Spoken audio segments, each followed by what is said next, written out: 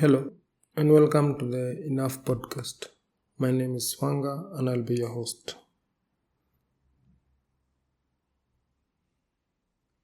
I am coming to this space because I want to share my contribution as a Kenyan as to how we can make our country better. The reality is, our country is not heading in the right directions. That is not news. Everyone who lives in this country is aware of that. And while we acknowledge that our country is heading in the wrong direction,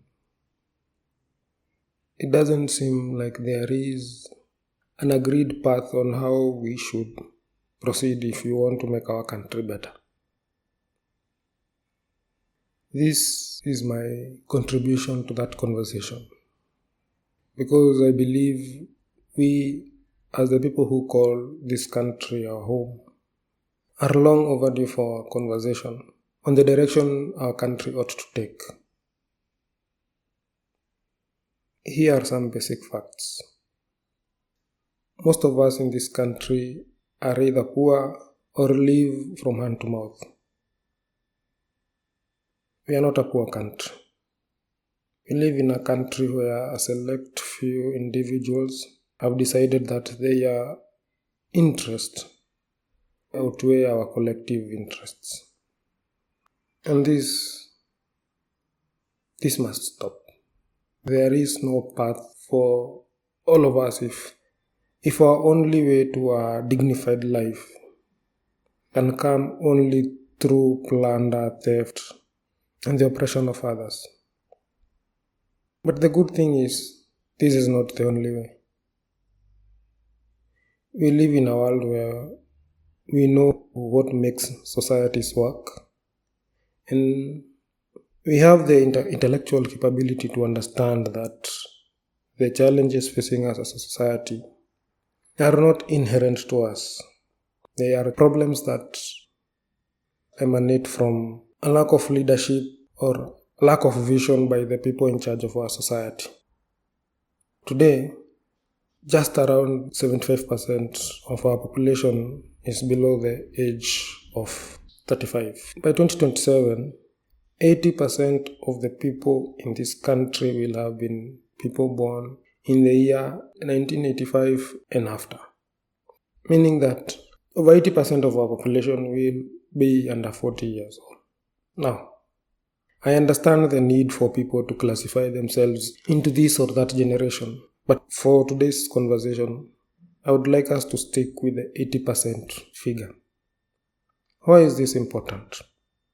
You see, 80% is a majority in any way you look at it. We are the future of this country. If population data holds, everyone who will be below 40 years in the year 2027 will have at least 30 years to live. And this group are the target of my conversation. We as a group need to have a conversation about our future.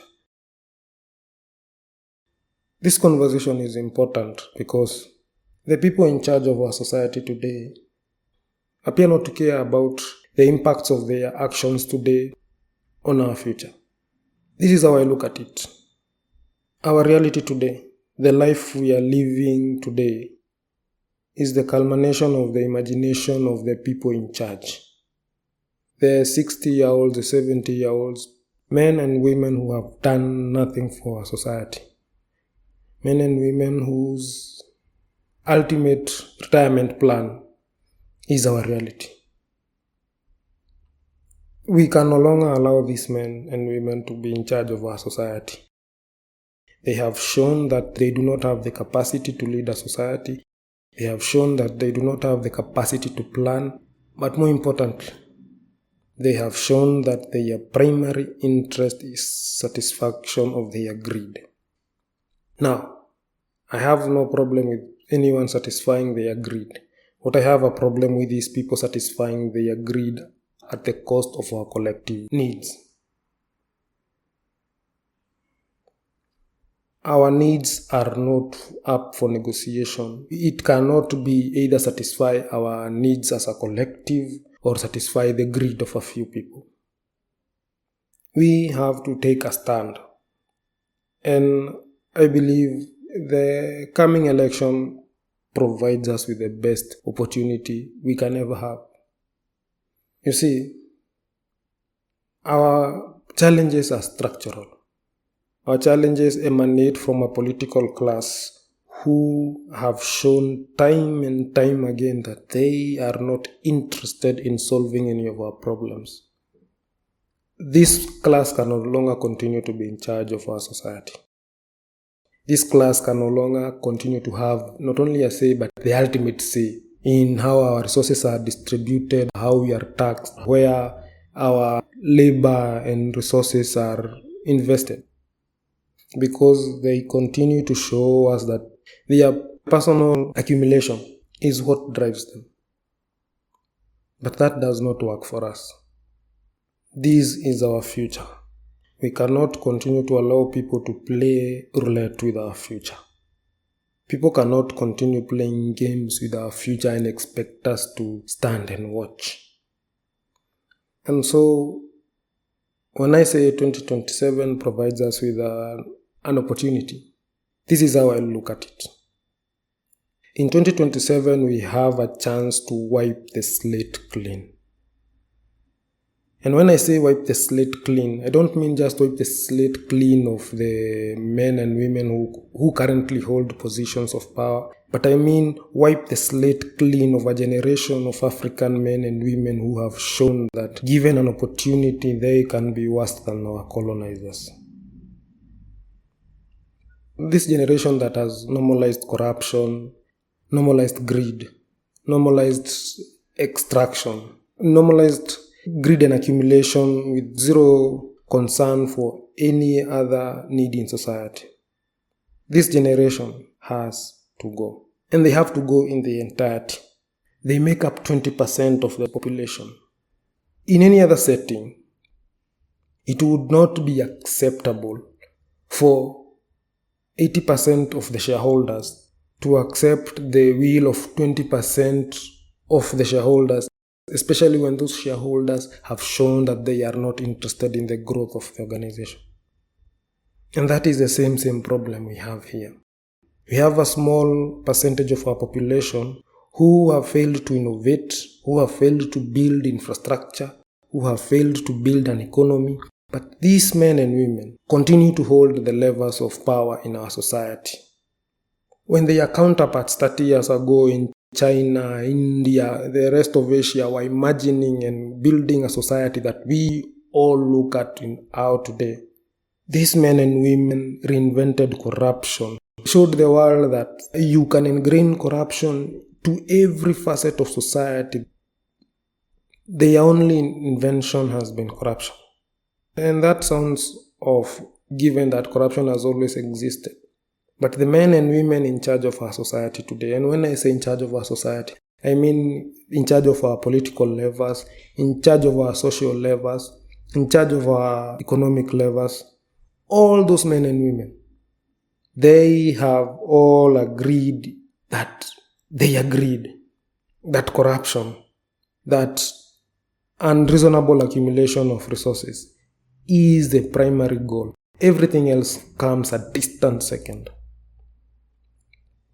And they are doing this using our public resources, using us as bargaining chips in loans, using us as bargaining chips in business deals. Well, we get nothing. We as a group have to take charge of our reality. We are the majority. The future is ours. The country is ours.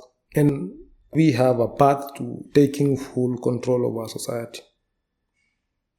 When the conversation about generational divide creeps up in our society, it is made to appear like there is a tiff between the younger generation and the older generation. But nothing could be further from the truth. Our reality is as a result of the actions of the older generation.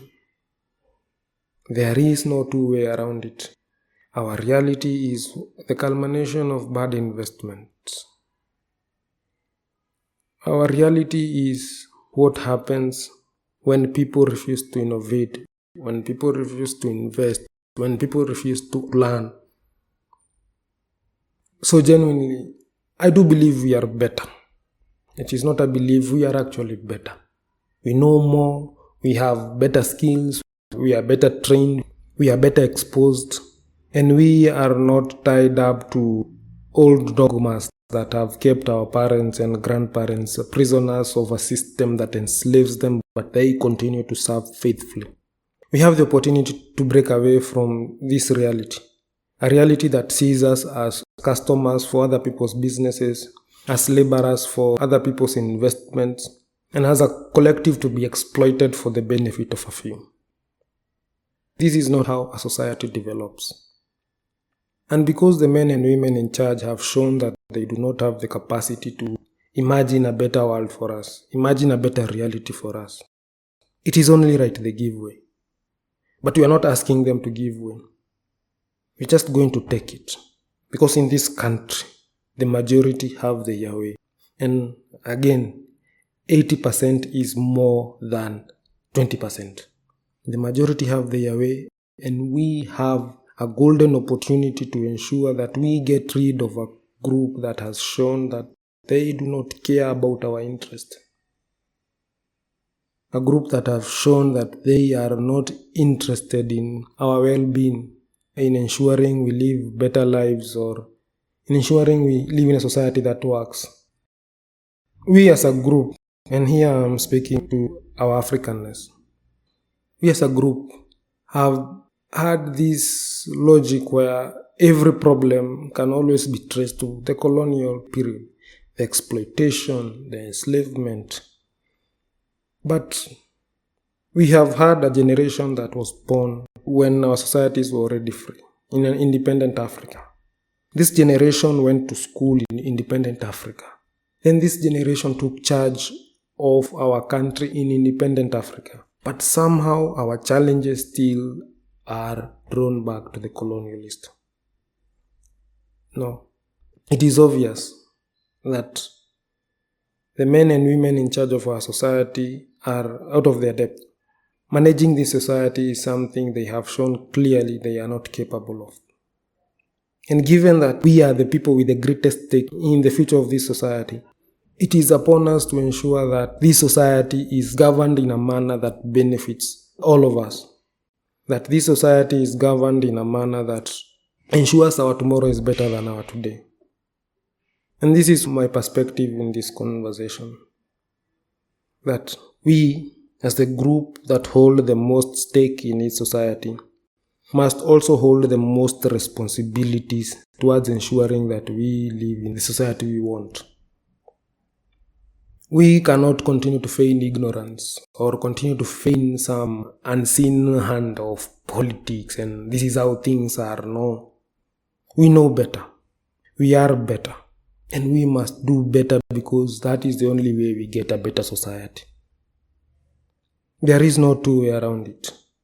We cannot pray ourselves out of this. We cannot hope ourselves out of this. And we cannot continue to wait for a savior that is never going to come.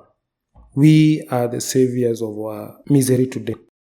And we are the builders of the prosperous society we want to live in tomorrow. And the only way to achieve that is if we start to take responsibility of our day-to-day lives. And that starts by ensuring that the policies in our society, the direction of our country, are all geared towards ensuring that our interests and our collective needs, our collective requirements, the tools we require to survive in the future, are provided for through the collective kitty, which is our taxes. It is only in doing that that we will be able to start changing our reality. I want to use this platform to expand the idea horizons of what is possible for us. To know that our options are not limited to the imaginations of the class that has gotten us into the problems we are in today. To remind each and every one of us that the world is a different place. The possibilities are endless, and we just have to be brave enough and fight for what we believe is rightfully ours. It is only in doing this that we get to live in that country we want. We get to have that life we want. But more importantly, we get to live in a society where our dignity and our needs are not taken for granted. And if the ideas generated here spark something in you that can be used to better our society, or allows you to see a path that sees us get out of the quagmire that we are in, then there will be no better benefit to the conversation we are beginning today than to have that. So, if you're listening to this message, I encourage you to share it widely so that more Kenyans can engage in this vital conversation as we move towards building a better country for all of us. I do believe that we are on the brink of a significant awakening, where we get to realize our collective potential. And the more people who get to receive this message, the bigger that group gets. And that is our ultimate goal for us as Kenyans, to chart a path that ensures prosperity for us all. And as I end, it is my hope that the conversations we are going to have here will form part of the spark that will transform our country and our lives. Thank you, and I hope you come back.